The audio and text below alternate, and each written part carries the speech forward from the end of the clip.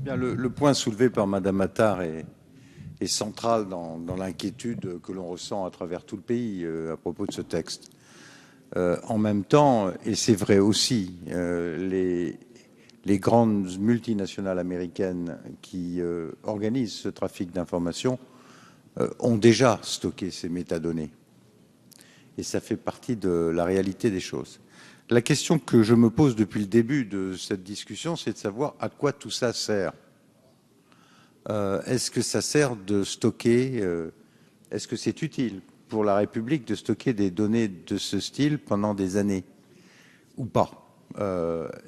Simplement, telle que la loi est faite avec ces 7 objectifs, rappelez-vous, hein, l'antiterrorisme n'en est qu'un.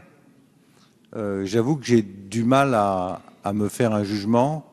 Je ne sais pas dans quelle mesure la commission des lois a travaillé au contact des experts du renseignement pour se faire un jugement sur 3 mois, 1 mois, 5 ans, en fonction des données en question. Ce qui est sûr, et Madame Attard a raison de mettre le doigt, si j'ose dire, sur ces flux, c'est que non seulement le renseignement va permettre de connaître les flux, mais en réalité d'ouvrir les courriers. C'est pas seulement l'adresse sur l'enveloppe entre l'utilisateur et le correspondant. C'est que les techniques actuelles vous permettent aussi d'ouvrir les courriers. Donc on est dans un système effectivement de contrôle de masse qui est un vrai sujet sur beaucoup d'années.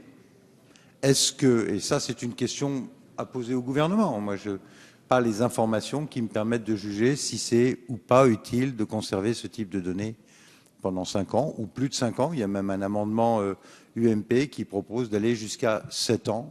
Est-ce que ça sert à quelque chose? Très franchement, si on regarde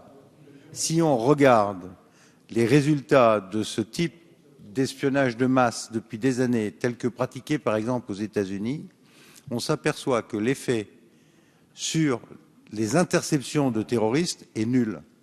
Je dis bien nul.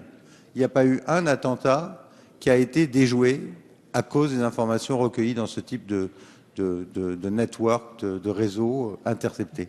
Merci. Donc voilà, ce que j'aurais aimé, c'est peut-être une discussion là-dessus.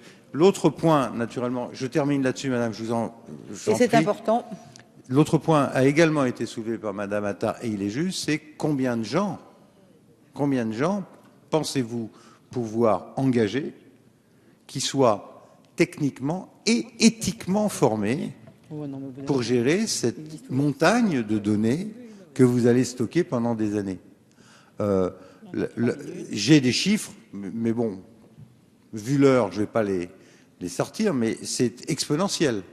Plus vous augmentez la masse de données, plus c'est cher. Autrement dit, c'est l'histoire de la meule de foin et de l'aiguille. Vous pouvez multiplier par 100 ou par 1000 votre meule de foin.